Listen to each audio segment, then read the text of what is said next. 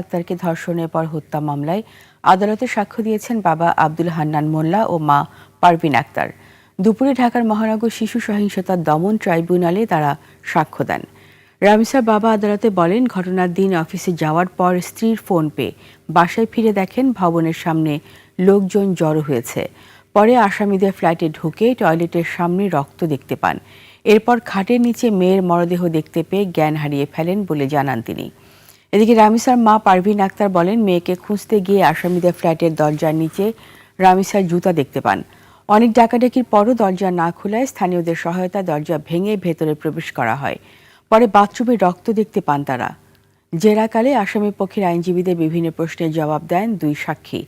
সাক্ষ্য শেষে আদালত ত্যাগ করেন তারা। এটা একটা ন্যায় এবং সুষ্ঠু বিচার এবং সেই বিচারের দ্রুত কার্যকারিতা এবং এর পাশাপাশি বাংলাদেশের আর কোনো বাবা মার বুক যেন এরকম নির্মমভাবে খালি না হয়, কোনো বাবা মার বুক যেন এইভাবে ভেঙে না যায়, কোনো বাবা মা যেন আমার মতো এই বাক্যটে এসে দাঁড়াতে না হয়।